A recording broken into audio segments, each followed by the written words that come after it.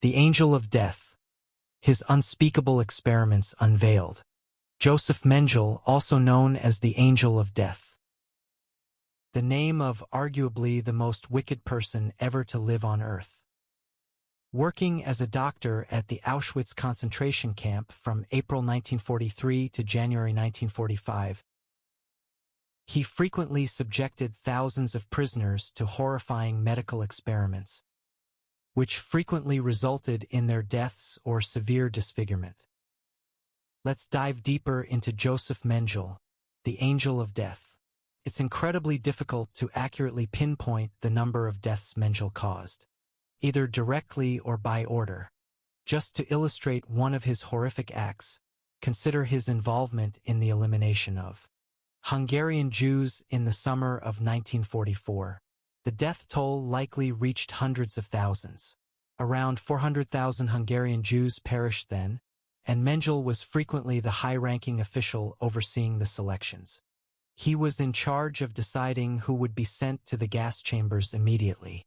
Mengele was born in Bavaria back in 1911. His father founded the Mengele Company and wanted his son to take over. The aspiring Nazi doctor found the family business uninteresting and chose his own path.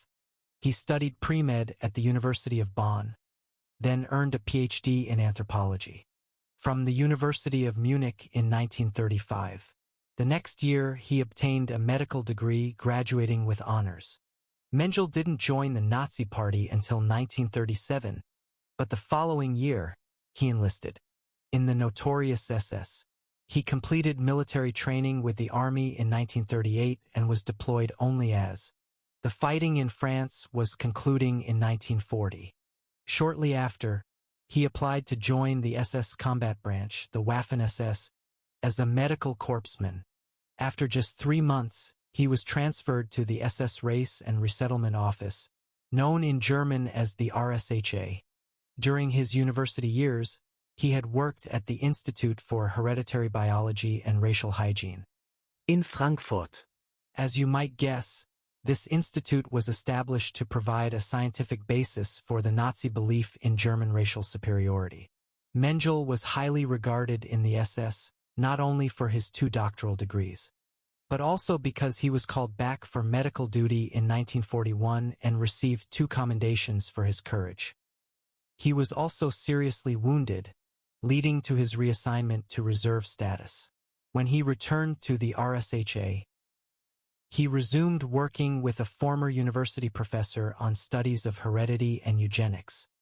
Eugenics, the practice of selectively breeding humans to achieve desired traits, was quite popular in Germany between the wars, as well as in the United States and Great Britain, among other places.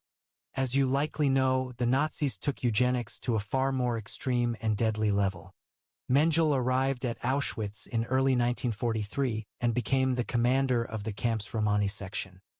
The Roma people, whom the Nazis also considered inferior, were also slated for extermination. Those not immediately sent to the gas chambers were either forced to labor until they died, or eventually sent to the gas chambers when they became too frail to work. Medical care for the Roma was exceptionally poor at best. It was provided not by Mengele but by other prisoners. Roughly every 2 weeks, Mengele would visit the Romani barracks to check on the ill. He would calmly announce that anyone unable to work within 2 weeks would be sent to the gas chambers. By the time he reached Auschwitz, Mengele had been promoted to captain. As an officer, he was assigned to the grim task of selection, deciding who would live for a while longer and who would be immediately gassed. Most officers on duty at Birkenau, the section of Auschwitz dedicated to extermination, detested working the selections, but Mengele relished it. He volunteered for this duty and sometimes even replaced fellow officers who would have preferred to do something else. By all accounts, Mengele would appear at the ramp where trainloads of hundreds, even thousands, of captives arrived. He was impeccably dressed in his SS uniform. Everyone agrees Mengele was composed and detached, yet polite, which somehow made his actions seem even more monstrous. The movie Schindler's List depicts the selection process. The SS officer holding a handkerchief with his military jacket casually draped over his shoulder is Mengele.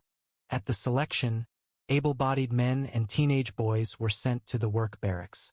Healthy young women and older girls were directed to the women's barracks. Pregnant women, the sick, disabled individuals, young children, infants, and the elderly were sent to the gas chambers. Mengele made these life-or-death decisions with a brief glance or a few quick questions. He would then point or gesture to indicate where the new arrivals should go or be forced to go. En occasion, Mengele. Mengele was among those who dropped Zyklon B pellets into the gas chambers. During selections, Mengele also sought out specific individuals. Twins, people of short stature, and those with eyes of different colors. Mengele had a particular fascination with twins. He questioned the role of genetics and other factors in the formation of twins.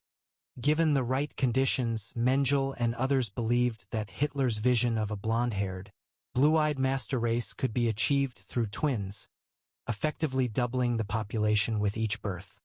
He studied people of short stature, then called dwarves, because he wanted to understand the precise cause of dwarfism and prevent it in the future master race. His obsession with individuals who had heterochromia, different colored eyes, stemmed from a desire to breed people with blue eyes, or to determine if changes in eye color occurred throughout a person's life, and if so, how the SS Medical Corps could artificially create blue eyes. To achieve these goals, Mengele conducted experiments and surgical procedures on his captives. Almost every single one of these was performed without anesthesia. Organs were removed and exchanged between twins and others. Eyes were injected with dyes. Limbs were left to develop gangrene and to kill individuals, so that Mengele and other medical officers could observe the time it took to die.